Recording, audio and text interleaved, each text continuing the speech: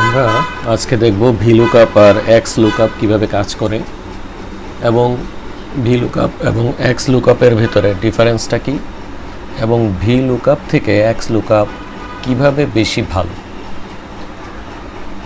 তো আমাদের কাজের সুবিধার্থে আমি দুটো শীট নিয়েছি।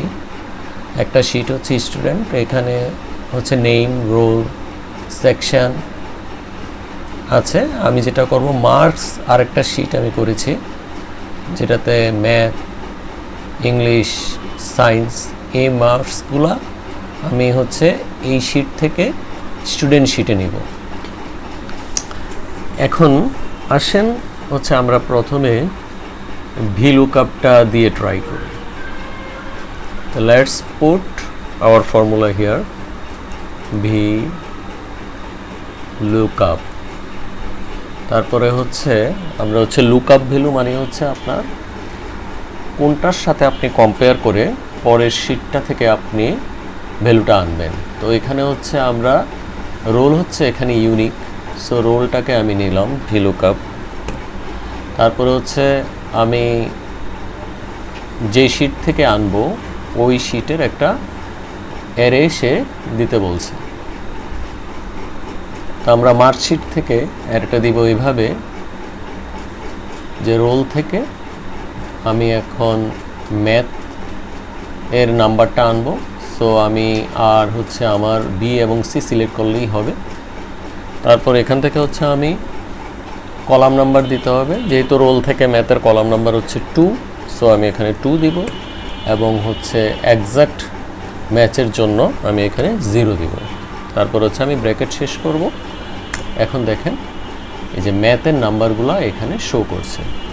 এই যে 441, দেখেন 441 তার ম্যাথে হচ্ছে 15।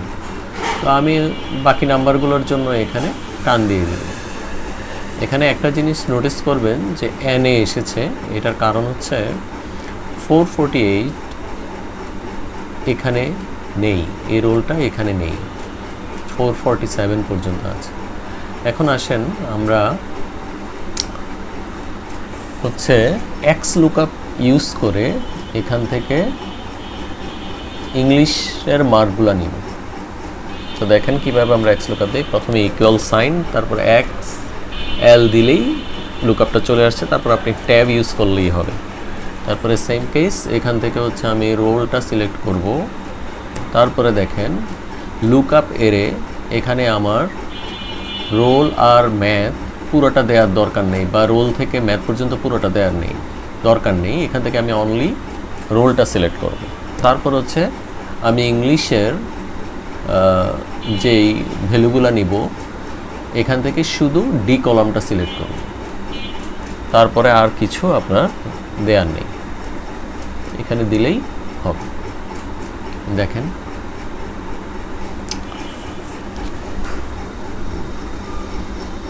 তো হলো। তাহলে এখানে এখন ডিফারেন্সটা কি হলো? ডিফারেন্স হলো দেখেন এখানে ভিলুকআপ সব সময় কাজ করে হচ্ছে আপনার ডান দিকের ডিরেকশানে। আই মিন দেখেন এখানে যখন রোল আছে, রোল থেকে এই রোল থেকে সে ডান দিকের কলামগুলোর ভ্যালু আনতে পারবে, বাঁ দিকেরটা আনতে পারবে না। তো এটা একটা জিনিস। তারপরে দেখেন সে যখন 448 এই রোলটা এখানে পায়নি, সে তখন ওখানে এনএ এটা ফিল আপ করেছে, আবার এক্স লুকআপও সেটা ফিল আপ করেছে। এখন আপনি এক্স লুকআপকে এখানে একটা আরেকটা আর্গুমেন্ট দিতে পারেন যাতে করে সে যদি না পায় তাহলে সে ওইটা ব্ল্যাঙ্ক রাখবে, অথবা আপনি কোনো কিছু লিখে দিতে পারেন। এটা করার জন্য আমার এই ডাবল কোট 2বার ইউজ করলাম, আর ভিতরে আমি চাচ্ছি যে এটা ব্ল্যাঙ্ক আসবে। তো দেখেন এখন আমি এই ভ্যালুটাকে এখান থেকে টান দিলাম, এই যে এখানে সে এনএ না দিয়ে এখানে সে ব্ল্যাঙ্ক দিয়েছে। তো এখন ভিলুকআপ ইউজ করে দেখেন আপনি বামের ভ্যালুটা নিতে পারবেন না, কিন্তু এক্স লুকআপ ইউজ করে আপনি বামের ভ্যালু ও নিতে পারবেন। দেখেন এক্স লুকআপ আমি এখানে রোল দিলাম, তারপর হচ্ছে এখানে আমি রোল সিলেক্ট করলাম, তারপর কমা দিয়ে আমি এখন সায়েন্সের ভ্যালুগুলো নিব। সায়েন্সের ভ্যালুগুলো এটা বাম ডান আপনি এনি ওয়ান সিলেক্ট করতে পারেন, যেহেতু তার কোনো কলাম নাম্বার দিতে হচ্ছে না। সো আমি সিলেক্ট করলাম, দেখেন এখন এই সায়েন্সের ভ্যালুগুলোও আমি পেয়ে যাচ্ছি।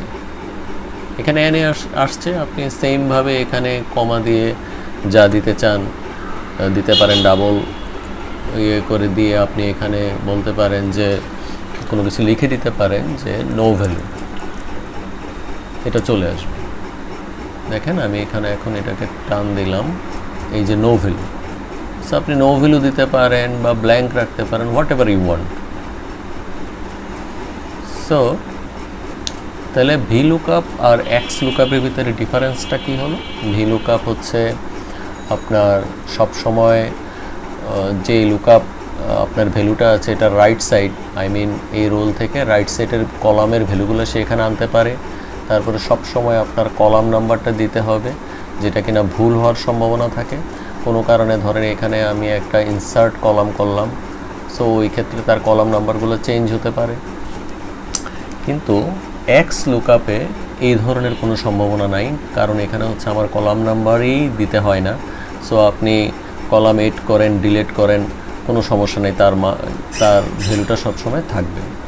আর হচ্ছে যেটা দেখলাম যে হচ্ছে রাইট লেফট, এই যে যেমন মার থেকে রোল থেকে সে লেফটের ভ্যালুও নিতে পারে। তো অবশ্যই এক্স লুকআপ ভালো, কিন্তু এক্স লুকআপ ইউজ করার জন্য আপনাদের হচ্ছে এক্সেলের যে ভার্সন 2021 পর থেকে আপনি এটা ইউজ করতে পারবেন। তো এটাই ছিল আজকের ভিডিওটা। সো আপনাদের যদি কোনো কোশ্চেন থাকে